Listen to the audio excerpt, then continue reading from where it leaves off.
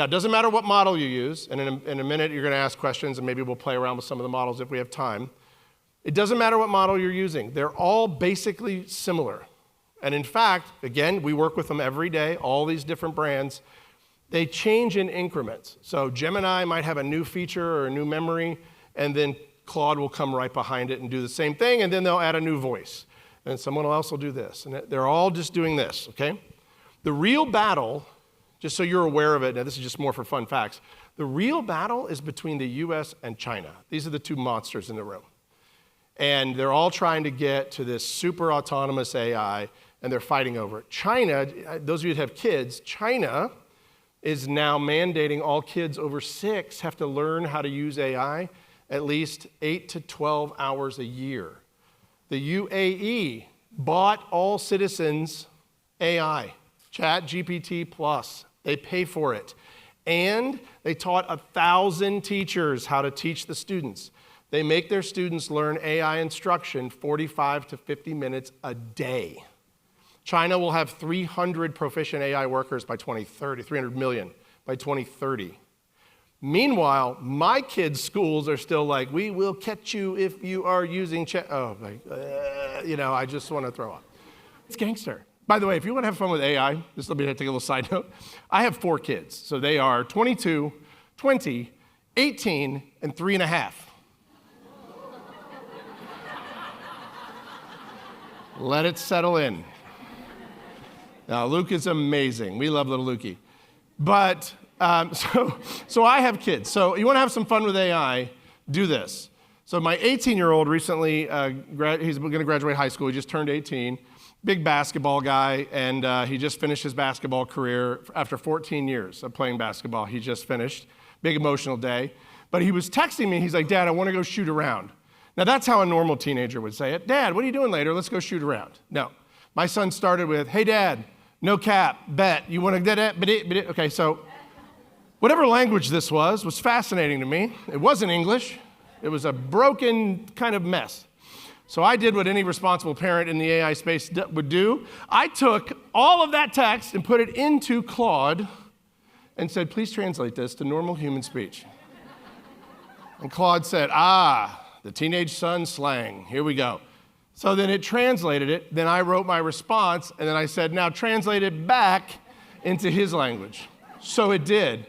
So it starts with no cap, and it works its way out. I said, I'd like to do some basketball so I can possibly get some aura farming in. If you don't know what this is, look it up.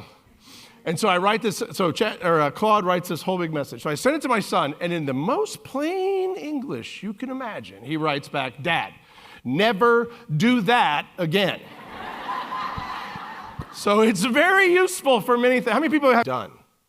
One thing AI is good at, I'll just tell you this as a final note, is getting friction out of your way. What do I mean by friction? Things like you call Verizon and you get, hey, this is Verizon's AI chatbot. We'd love to have a conversation with you. You can just talk naturally. And you can go onto your ChatGPT and go, I got to talk to this stupid bot. Tell me how to say this so I can get to a person. And most likely what ChatGPT will say is start cursing. I don't know if you know this. There's an escalation feature in all these models. It's good. So good that my wife had to call Walgreens. Our son had a rash, our 3.5-year-old, so she had to get this cream, this prescription. She called Walgreens, and she just stood there like this. She wasn't angry. She just goes, get me an effing person, right? Effing that. And she starts cursing into the phone. Oh, I can tell you're upset. I'll connect you now. So if you didn't know that, it works every time. Every time. AI doesn't have to tell you that, but it will. So you're all like, that was worth being here. I'll leave you with this. At Hive, we're developing something that comes out in about a month, and I just want to tell you about it because it's so special. We built an algorithm that will harness wisdom from a person's lived experience. So what we wanted to do was build an authentic AI that would actually create wisdom, lived experience, wisdom from the ages. People like my grandfather. It started because I was in the office trying to make an avatar of myself for my kids. I was like, when I'm gone someday, I want my kids to be able to ask Dad questions. And not like grief tech, more like wisdom tech. And I couldn't get it to work, and so our CTO, the other Mitch, goes, I can build that. Let's build it. So we have, and it's going to be crazy. So I'll make sure you all find out about it. Hive wisdom. It's about, we always say it's like wisdom is in your nature, because that's the thing we're missing, everybody. I'm just going to end with this because I won't have time for questions, but I'll stick around. But I will tell you this, the one thing we're missing is shared experience and shared wisdom. It's been lost on us for a long time. We had it kind of taken from us. In replacement is this rapid fire energy that doesn't serve us well. We need to get back to harnessing wisdom from each other, from sharing these things with each other, and from using the tools in a way that actually gets work out of our way so we can then work with each other to nurture that human experience. Okay, so the cost of knowledge is now zero. Now, that means I can get access to anything. It doesn't mean I actually know what to do with it. If you think about the industry you're in, it's the same for events, it's the same for offsites, it's the same for meetings. Now, I run a company where we deal with AI training, that's what we do. So we train lots of people on how to use AI effectively. We also train on human skill, the lost art of communication, presentation, accountability, by the way. Do you know how many companies, you all probably know this firsthand, just have zero accountability? Like we did a rollout for a natural gas company of 750 employees. The first week we were at their corporate office, all of our facilitators are there. They're in each room, ready to go. We're supposed to have 30 people in a room, and we're all excited. People didn't show up. We had like 6 in the room, 20 were online, some had their screens on, it was crazy. I asked the company what they thought. They're like, it just happens a lot around here. If you don't make it important, it won't be important. So we teach a lot about accountability. We also have a division where we build a lot of tech. So we go in and fix companies who basically pulled AI in to fix a problem that didn't exist because somebody said it was a good idea, and then we come in and actually solve the real problem. So we deal with this a lot, and we see that knowledge, the cost, is zero. But wisdom is super valuable right now. Now, I've had a personal experience with wisdom. This guy right here is my grandfather. That is Roby Benjamin Mitchem. Now, Roby, a phenomenal guy. I knew him at least for 7 years before he died. He was a World War II vet. He fought in the Philippines. He was actually trapped in the Philippines, that's what he used to say, trapped in the Philippines for almost 4 years. He volunteered for the war effort a full 3 months before Pearl Harbor. For the kids, that was a bad thing. And that's usually when everybody enlisted, was right after Pearl Harbor. But my grandfather enlisted early. He saw that the war was coming. He got into the Army early. By the way, I don't know much about what his life was like when he was younger, but that hat is something my kids would say is just straight fire. Look how he's rolling those sideburns. I got a divorce in like 2013, and I did what every guy does when he gets a divorce. I called a buddy of mine who was a CTO and said, let's build a dating app. It gets icky, right? So we needed a space to do it in. We were like, where should we build a dating app? And at the time in Colorado, what was becoming legal? Cannabis, marijuana, yeah. So we built a dating app called Hi There, HIGHTHERE,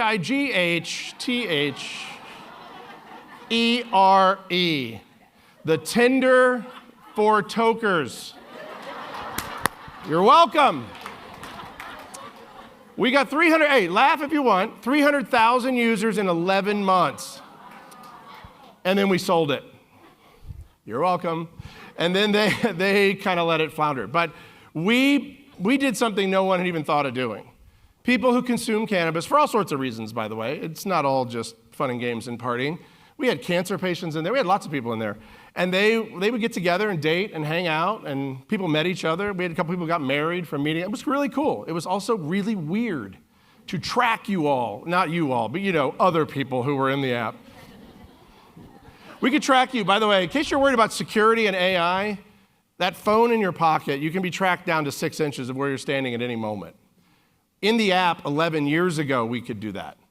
So we are already being tracked and traced on a massive level. So then from that, I sold it and I built, eventually, Hive to bring back human skill and to bring in the technical aspects of what we had done. Our CTO, the other Mitch, we call him Mitch Lane, and I are also building AI tech now together. We're still working together, but Hi There was just a fun thing. Now, to prove that I'm not lying to you, here you go. Hi there. Hi there. Hi there. Hi there. Hi there. Så appen Hi There. Nej. Så hvis du leder efter nogen, du kan dele din hash med eller dit liv. We created Hi There, a way for cannabis consumers to thoughtfully and meaningfully connect with each other.